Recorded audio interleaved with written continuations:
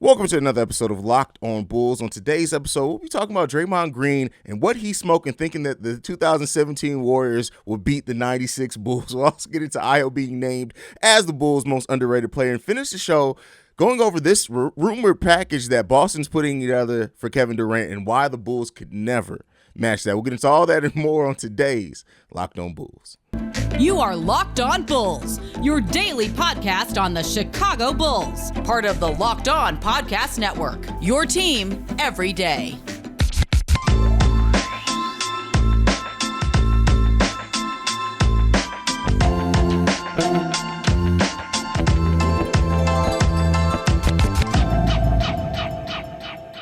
Thank you for tuning in to Locked on Bulls, member of the Locked On Podcast Network, where it's your team every day. Today's episode is brought to you by BetOnline. BetOnline has you covered this season with more props, odds, and lines than ever before. BetOnline, where the game starts. That's Pat, the designer, host and creator of the Windy City Breeze.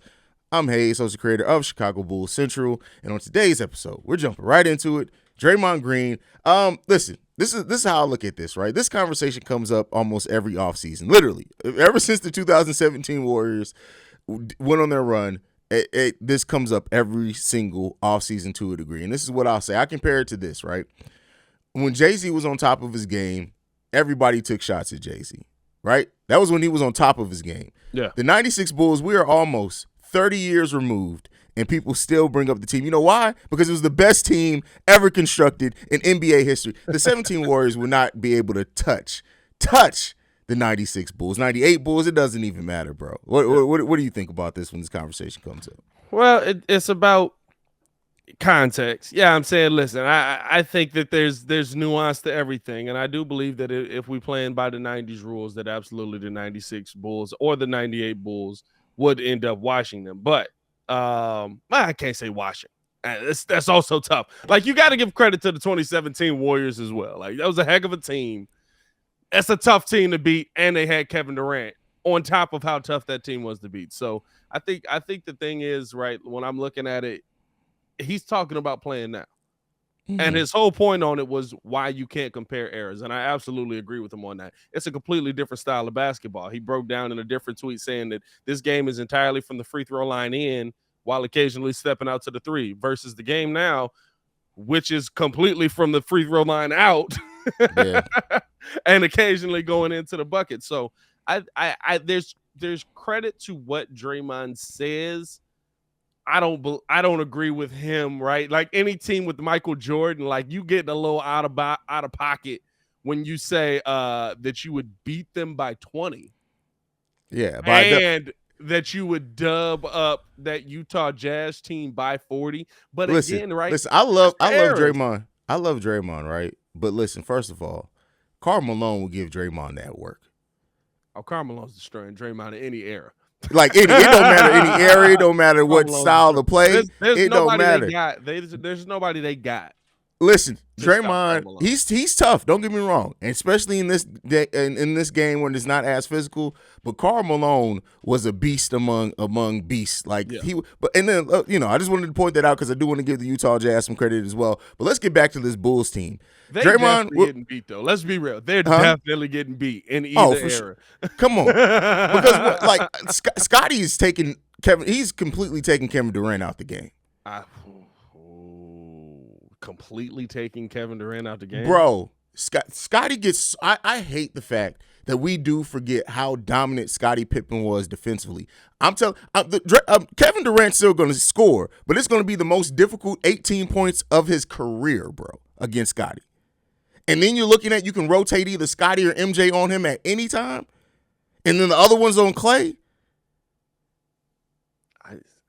That's tough. No, it's not tough. That's not tough. You see, I haven't even talked about offensive players we've ever seen. I haven't even talked about one Dennis Rodman yet. Rodman and Draymond cancel each other out.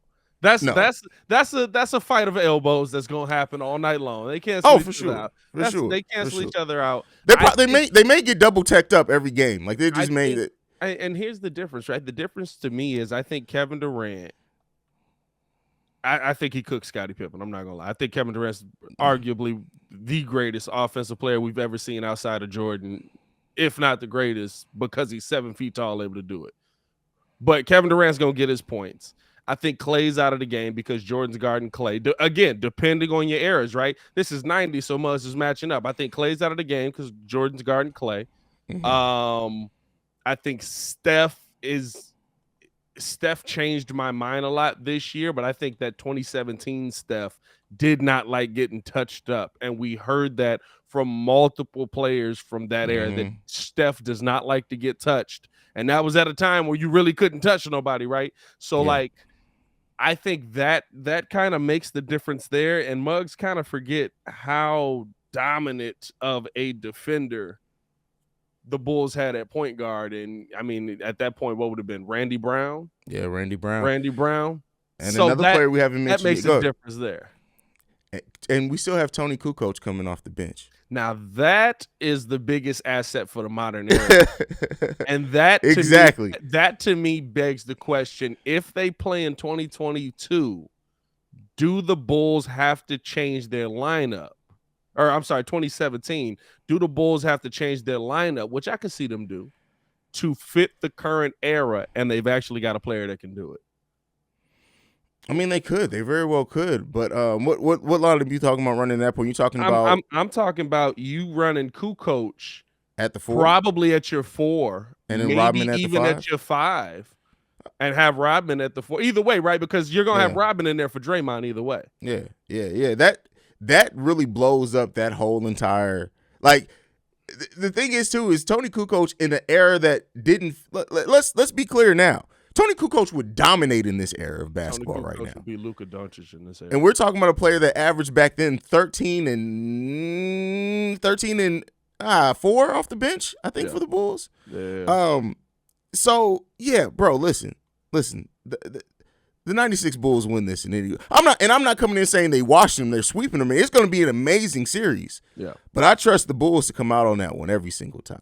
It's bringing Kukoc into the starting lineup to me modernizes this offense so much that then you have to ask the question, right? Like, who's like now it's just like, so no one's going to be able to stop Jordan. Jordan's also going to be one of the best defenders on the other side. So he's taking somebody out of the game, probably almost completely, more than likely Klay. Can Scottie do enough on Kevin Durant? That's tough for me anyway. But then Kukoc on both ends able to give you some nice production. That changes it a little bit. I'm not gonna lie. That's an aspect of it I didn't think about. But then even in this era, right, you're looking at Steve Kerr, one of the greatest three-point shooters of all time. That season, over 50% from three-point range. So if we're talking about in this era, they have to shoot more threes. Him and Tony were over 50 and 40% from three-point range, and that was one of Michael Jordan's best three-point shooting seasons as well at 42%. So I'm not saying that they can shoot with – you don't want to get into a shooting match with the Warriors, but I'm saying I think the 96 Bulls team would do a little bit better in this era than people are thinking because of that, what we just mentioned. Inserting Tony Kukoc as the starting 4, Rodman as the 5, it modernizes that offense as close to that team is going to get. Yeah. I like that team. Harper, see, the hard part is, right, Harper can't play defense like Harper does in 2017. This is true. So, like, then you've got, like, a major hole. Unfortunately, he's guarding one of the best shooters of all time. No, I'm sorry, the best shooter of all time. Yeah, I mean, like, no, I think it's fine to say the best shooter of all time. The best shooter of all time. Yeah, I mean, so like that's where it's like in the modern era, Steph's probably dropping a lot on your head because whoever you put, like, you might put Jordan on Steph in today's era, you might put Jordan on Klay in today's era. Whoever he's not on, Randy Brown can't play that, or I'm sorry, not Randy Brown. Ron Harper can't play that same level of defense that he would have been able to play in the 90s. And I think that's kind of where in 2022 I can see the Warriors getting it. I don't think it, again, nowhere near what Draymond's talking about. It's going 7. It's Michael Jordan. And I'm gonna be real with you, like, that might be the equalizing force, right? Like, when it comes down to it, if we're talking about game 7 moments, if we're talking about getting the job done, if we're talking about getting to the clutch, Michael Jordan or Kevin Durant. Is Luke Longley completely unplayable in this series? Luke Longley's getting the Steven Adams treatment. He's getting the Steven Adams treatment. So wait. Then so what? You're going Bill Winnington as the big off the bench? I think in this series, bro. We're talking about in this era, right? If we're talking about the last era, they can play regardless. We're talking about this era. Which one of those two are they both unplayable? Because at that point, then both unplayable. I think you got to go with you almost got to run a lineup like the Bulls ran this season with Jed Bushler's coming in as your fourth. I'm gonna be real with you, because Winnington. Well, I guess Longley probably a little bit more playable. I'm thinking you can play Longley probably about 10 minutes per game. I'd give Longley 10 minutes. I wouldn't want to see him a lot, right? Hey, Mike, you running 48 tonight. Yeah, I mean, Mike, Scotty, Dennis, listen. I hope y'all drunk a lot of Gatorade because listen, 48 tonight, brother. y'all getting it. But let us know down below what you guys think about this. And this is an age-old question. It's gonna pop up. I'm sure we'll talk about it next summer as well. But before we get into our next topic, we're gonna talk about Ayo Dosunmu being named as the Bulls' most underrated player. Gotta talk to you guys about BetOnline. BetOnline.net is the fastest and easiest way to check in on all your betting needs. Find all your sports wagering, find your favorite sports and events at the #1 online source for odds, lines, and games. Find reviews and news of every league, including Major League Baseball, NFL, NBA, NHL, combat sports, esports, and even golf. BetOnline continues to be the #1 online resource for all your sports wagering information, from live in-game betting, scores, and podcasts. They have you covered. Head to BetOnline today or use your mobile device to learn more about the action happening today. BetOnline, it's where the game starts. All right, so Bleacher Report, which can be hit or miss sometimes, named Ayo Dosunmu as the Bulls' most underrated player. So, I'm going to ask you if you agree with that, and if not, who do you think is the Bulls' actual most underrated player? I mean, I kind of have to agree because he's the guy that showed me the most, but I think, if you're going to talk about underrated, is P. Will still underrated? That would be the only, because I think he's going to be way better than the 9 points. Oh, for sure. This 4.5 rebounds player that he is, right? So I guess that would be the one guy that I would throw in there, but I can't be mad at Ayo because I think Ayo's going to have a jump this season. I think Ayo is a Drew Holiday level or going to be a Drew Holiday level player.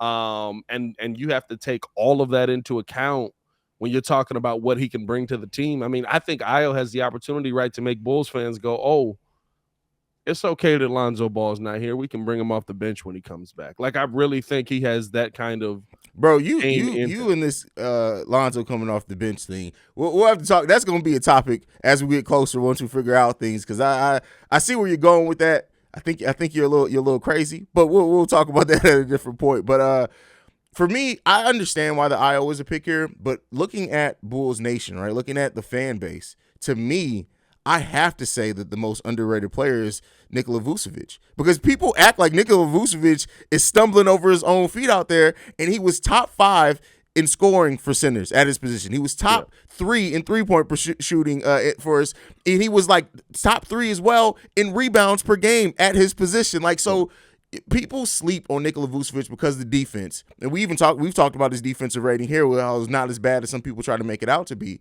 But it's amazing to me how the conversation amongst Bulls fans has gone with Nikola Vucevic, because it's not really in national media. People include Vuce in trades because he has the biggest contract and he's expiring, but you don't hear the national media even talking about Vuce in the way that Bulls fans talk about Vuce. He's almost somebody said, I think it was the comments in the Locked On Bulls or CBC, that, oh, well, Vuce gives you everything Vuce scores is empty because it doesn't really help the team win. I said, when does an 18 and 11 player only give empty stats? Yeah. So looking at within the Bulls community, I gotta say Nikola Vucevic is the most underrated Bull. Empty stats is the most overused term in the NBA. Yeah, because it's not actually applied to. It's only applied to did you win a championship or not? Like they apply empty stats to like Russell Westbrook. And I think Russell Westbrook has like a 74% win percentage when he gets a triple double. Like, so he wins off of it. No, that's empty. He ain't winning a championship. Oh, you mean that thing that's hard to win? Yeah, I mean, so like it's funny, like when people equate it to that. I think the biggest thing, Vooch is a good one for sure, right? Because when you look at Vooch, you also have to look at everything he gives you that you can't put in the stat sheet. And the one thing that I will say a lot of times is that when you have had this mindset on a player that he's not what I want as my player at that position, you start to ignore the intangibles that somebody does. Vooch does a lot of things. Vooch, we don't count rebounds that are, or we don't count, we don't count the plays that are tip outs as rebounds. This is true. How many of those does Vooch get a game? How many second chance opportunities does Vooch create a game? How many? Yeah, I mean, like all of those things like that. Like, but all of a sudden, right, when you don't want the player to be on your team, you're going straight off of what's in the stat sheet. Yeah. But that's because for a lot like of people will. But no, the thing is, it's just because and I'm gonna go out on the thing here. Most people who try to talk basketball don't actually watch basketball, so they can't talk about those things. They watch the box score. Right? There's a difference between people who watch the game of basketball and people who just go in, look at the box score and try to say, oh, well, this player had 10 points. They didn't really contribute much. And you didn't know, and you didn't watch the game, so you don't know, hey, that player tipped away about 5 balls, created a bunch of turnovers, more opportunities. Off-ball defense was amazing. Like, people don't, and I'm not saying that off-ball defense was amazing. I'm just talking about in general. Come on. I'm crazy. I'm not that crazy. So yeah, that's why like certain people you really can't have basketball conversations with because they don't actually watch the game to take in the game. Yeah. They just watch the box score. Like a player with an 18 PER can never give you empty stats because that's showing you how efficient they are and what they're doing. That's not an empty stat player.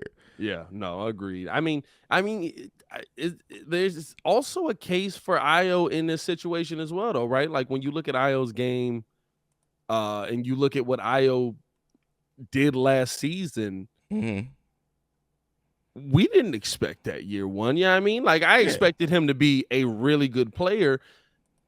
I didn't expect him to be one of the best defenders in the. I expect him to be a really good player, like among his contemporaries. I didn't expect him to be one of the best defenders in the NBA, and I think that's an asset that you can't overlook. Ayo taking a step, Ayo having a year of NBA experience. There were moments last season, right, where Ayo's inexperience was the moments where he looked his worst. That's a good point. I can live with that. Ayo absolutely lost us like 2 games. He definitely lost us 1 game for sure. And when you watched it, I was like, he ain't been in this moment before. Like you could tell, like the moment was it was going to overtime. Bulls had, I think Ayo had 3 turnovers in a row. I want to say it was verse. I don't remember who we were playing on that one, but Ayo had like 3 turnovers in a row, and you could tell his inexperience was the reason that he was struggling in that moment. And it was one of the 2 games that the Bulls had been in overtime for, I think, in the whole season. So I think there is something untapped with Ayo. There's something underrated there. I really want to see what the Bulls are going to be able to do to tap into him because, like we both said on this platform, Ayo can score. Yeah, how does we that didn't really see incorporated? We didn't really get to see a lot of that last season. Like if he works that part of his game, and like you said before, a Drew Holiday type player, and that is absolutely what Ayo can be. But yeah, it's like I don't know how much we see of that in this second season. But yeah, like I said, I can understand anybody picking Ayo Dosunmu as the Bulls' most underrated player because I think he's gonna. For those that don't know, right, they're gonna find out next season because I think Ayo's gonna have a heck of a second season. Oh yeah. I think we're gonna talk about Ayo as like, dang man, like hey, this dude clamping everybody down. Trae Young is gonna be interesting, right? I will say this: is Ayo gonna clamp Trae Young the same way next season? Hey, maybe even worse, bro. Like, what do you mean? Like that's the part that I'm a little nervous about. I'm like, so is Trae like not paying attention? And then like somebody was like, hey man, you know this dude clamp you every time. Bro, And then, like, what did he Trey face? was like, hold up, I'm woke now. Well, no, because even in that third game where he did score a lot, most of those points weren't against Ayo. They weren't on Ayo. Like, Ayo did a pretty good job with him. Like, he scored a bunch. He scored 30, 35 that game. Yeah. He scored points on Ayo more than what he had previously, but a lot of those points weren't on Ayo either. So, hey, Ayo was breaking them down too, bro. Ayo got Bro. that crossover on that man. That man, bro, Trey I'm was telling you, like, every player has their Achilles heel, right? And it's like, that boy, like, Ayo got in Trae Young's head big time last season. And it's just like I said, it's every player has, because like Derrick Rose, for example, he played terrible against Mario Chalmers almost every time they went up against each other in the regular season. Yeah, he did. So, but also so, there was a lot of like, hey, D-Wade, go help that. Yeah, true. Hey, Brian, True. But we know that Derrick Rose is clearly the better player. But yeah, I mean, we'll see, man. I hope Ayo keeps doing his dominance against Trey, because it's a great meme opportunity. I'm not gonna lie to you after every game. The Trey Young dad meme, I love it. Yeah, for sure. But all right, man, we got to get into the last topic for the day, brother. And so with this one, we're gonna the Boston Celtics. A reported package that they're attempting to put together after their initial one was turned down by the Brooklyn Nets. This one is to include Jaylen Brown, 3 unprotected first-round picks in 25, 27, and 29, 2 pick swaps in 24 and 26, and that's a heck of a package there, brother. Is this what Brooklyn wants, or is this what Boston has offered back? This is what Woj is saying that Boston is willing to offer. So I read this on a Woj article. I mean, that's a lot. That's a lot. I'm gonna be real with you, right? That, like, once you throw Jaylen Brown in there, like, listen, not to say Jaylen Brown is Kevin Durant, but you're throwing in a player that has an ability to score and defend, right? That's gonna bring a completely different thing to it. That's a lot for me from them in that package for Kevin Durant, especially knowing that if you just keep this team together, you might get the job done with this team. Yeah, I mean, and another is Jaylen Brown the player you want to get rid of after what we saw from Jason Tatum in the NBA Finals? I mean, hey, if you're bringing in a Kevin Durant, I think so. Like, keep in mind, it's not like they're just giving him up to give him up. They're giving him up for Kevin Durant. So I think that's the case. It's like, all right, I can understand. I would rather have Jaylen Brown next to Kevin Durant than Jason Tatum next to Kevin Durant going into the actually would be there's an AK lineup for you right there. Oh yeah, Kevin Carney's coming in. Yeah. He didn't even put that team together, but he's definitely coming in. Yeah, so I mean, okay, let me ask you this, because you bring up Tatum. What do you make of the fact that Tatum averages what he averages, but his PER is only a 14.52? Do you think that's like that these guys can't exist? And I hate to say it, no, I can't say that. They haven't found a way to make these guys exist together. I think they're looking at the wrong position. Okay. I've said this the entire time. You need a Chris Paul, Lonzo Ball, cerebral point guard to direct things, and that actually has the voice to be like, go there and wait for this ball to get to you. You don't think Brogdon's going to be able to do that for them? No, Brogdon's a scorer. I know he's a scorer, but he's a solid passer as well. You don't think he's going to be able to do that? Brogdon passes a lot off of the drive and kick. Yeah, I mean, so like he's not going to just set the offense up, say, hey, you go there. All right, we're going to be this. All right, let's run this set. And I think that's what Boston really needs to do. I think Boston, and that's why I don't think the drastic change of like, hey, sure, go add a Kevin Durant. It's not going to hurt you, right? But like, you might be cutting some years out of a window that definitely could be there, but a bird in the hand is worth two in the bush. So, but I've always felt that they're looking at the wrong position there, because if you go out and you get a facilitator, and Marcus Smart is fine, but I just don't think he's that level of player that Jason Tatum and Jaylen Brown are just going to be like, all right, I'm going to go get in my spot and wait for you to get me the ball. I think that's the biggest thing that's missing, because what did we say all playoffs last year? These mugs don't play well together. They can't figure it out together. Jaylen Brown has a good game. Jason Tatum struggles. Jason Tatum has a good game. Jaylen Brown struggles.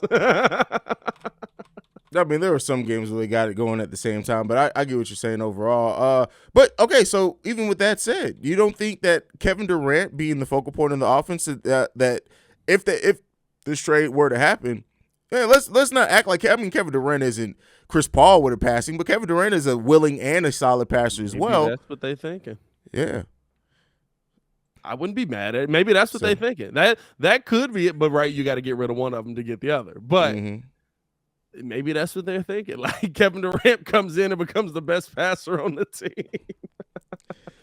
Hey, a lineup, I won't lie. I'm mad because at that point they'll still have Brogdon, they'll still have Smart, they'll have Tatum, they'll have Kevin Durant. I think Grant Williams would have to be included in the deal too at that point. But I look at that roster and I'll honestly say, and I'll look at it and be like, hey, this is absolutely a team that you can still see possibly making the finals, and if they do, they're going to have a better chance. But again, like with many of these trades, that's not a team I look at and say that's unbeatable either. It's not a team I look at and say it's unbeatable because of what they're giving up in the situation. Yeah. And to me, right, like I would feel more, for me, I'd feel more reserved about it because I'm like, man, if they kept Jaylen Brown can guard my best player and go on the other side and put up 25. Oh, dang, that's also Kevin Durant. Exactly. Like I'm saying, almost anything you can point out about Jaylen Brown, you get with Kevin Durant as well. But a player that is more of a veteran, a player that would come in and be a little bit more respected, a player that's been a champion before and been a champion on a high-powered offense where he's had to work with other players to take a lot of shots as well. I think that you do gain more, and Kevin Durant's still at the worst top 3 players in the NBA currently. So like you have to take the chance on that. Now, the thing that we want to, before we go with this, is how we link this back to the Bulls. This is why the Bulls have no chance of trading. I'm so tired of every week a different, and it's all built around Vooch and Kobe. It's like, listen here, bro. If you guys don't think that if you for Vooch and Kobe could get Kevin Durant, it wouldn't have been done already. Like you're not getting it. Listen, I told him I was like, I have to give up DeMar. I can't give up DeMar. He been here a year. Exactly. Okay. It's okay. Like we listen, we love hard here in Chicago. Like anybody that shows us a little bit of affection and wins some games for us, we can never get rid of that player.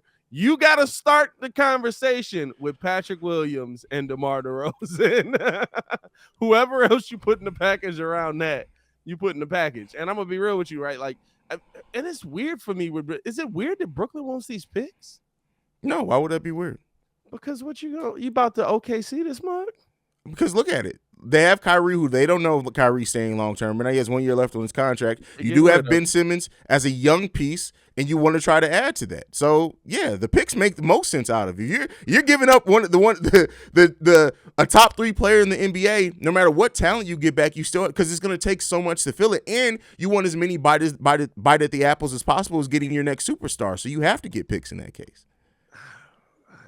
Yeah, I mean, you got a deal on the table for a 25-year-old superstar.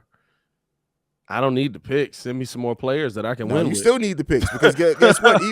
As good as Brown is, he hasn't proven that he can win on his own. Hell, he hasn't proven he can win with a hell of a team around him. You can't bet on him turning into a player that you can build your whole team around. Now, and even with that, who's going to come to play with Jaylen Brown and Ben Simmons if Kyrie leaves? Like, they still have to prove themselves, so you still want those picks, even if those picks are used to bring in another veteran to add with them later. It's all about capital. You get the most as you can get back. I'd flip them picks for players now. I would flip them picks for players now. What is a rookie going to help with that team?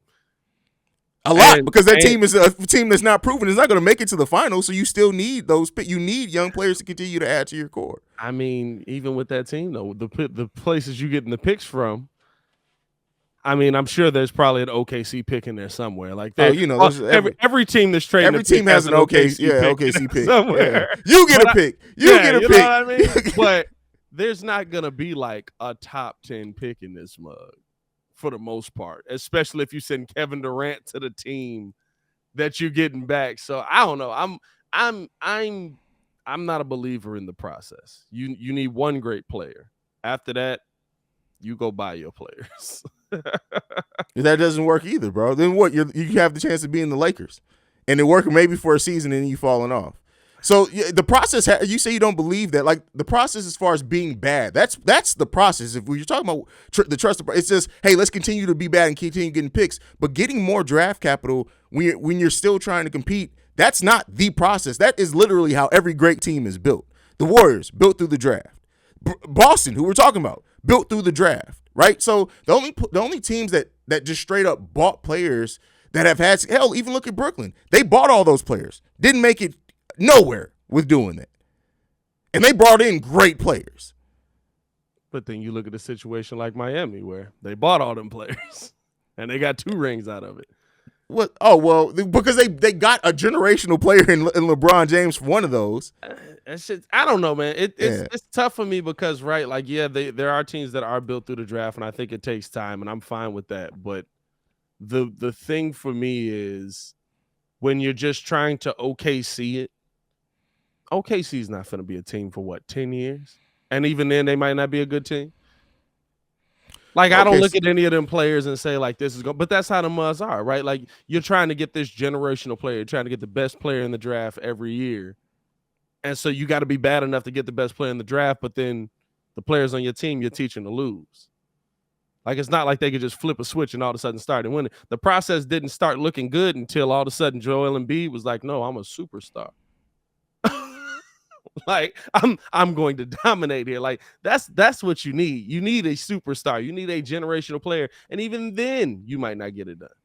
Well, I mean, but that's anything. Like, that's the NBA, bro. Like, we have generational players who didn't get rings. Yeah, but go. So I mean, so like there's any hole that you can point in either way. But at the end of the day, like until you have that generational player, you get as many, you give yourself as many chances to maybe luck in and get that, or you give yourself more assets to get that if that player becomes available through trade.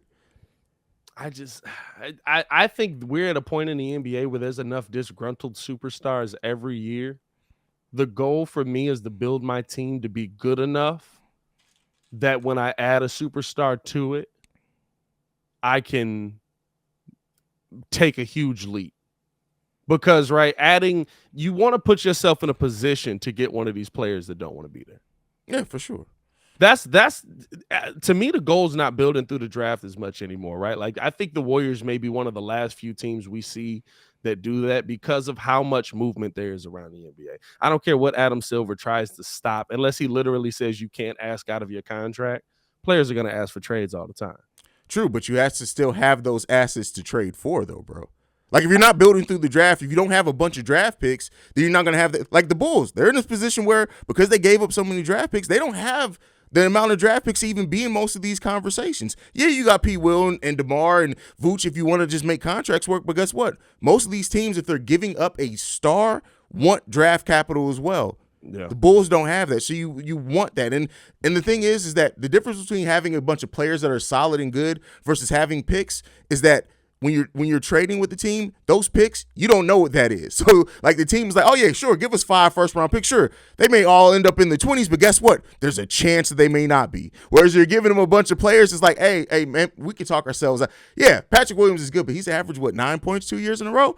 Yeah, I mean, that's a good starter. What else you got? Oh, you got nothing else?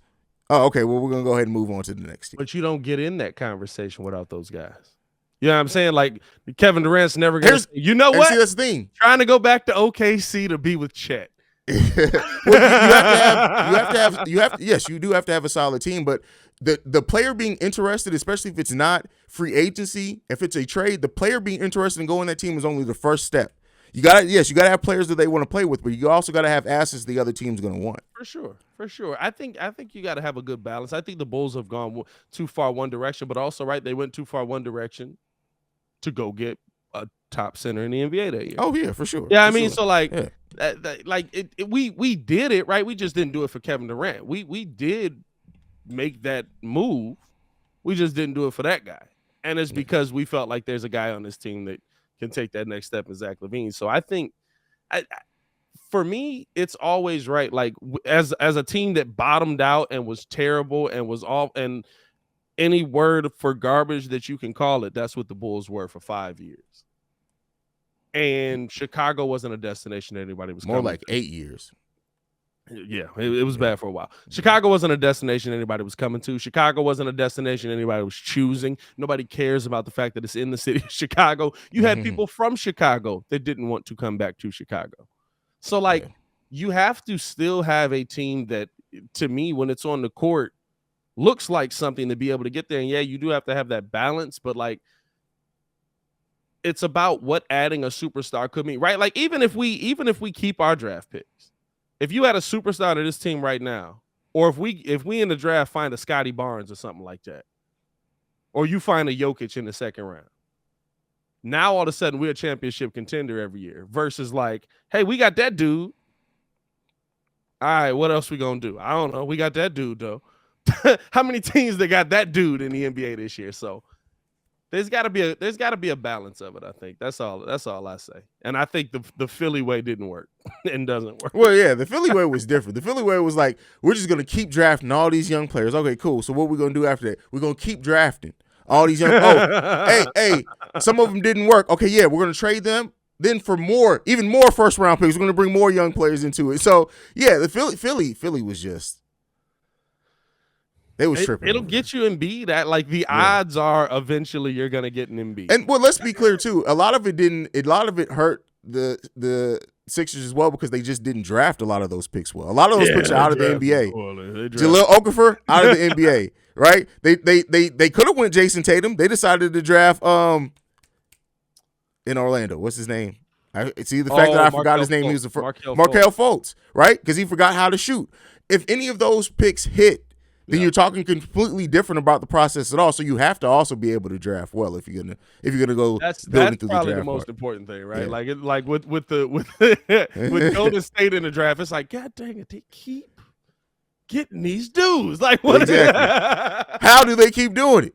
Oh man. Oh. Yeah.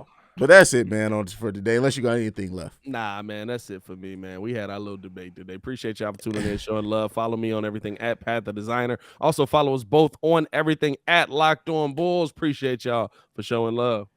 You can follow me at CEO Haize, at CEO Haize.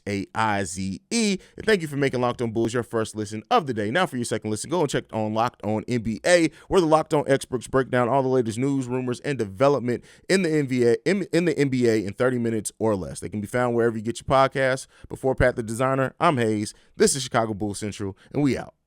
Peace. This is Locked On Bulls, not Chicago Bulls I was Central. confused. Peace, y'all.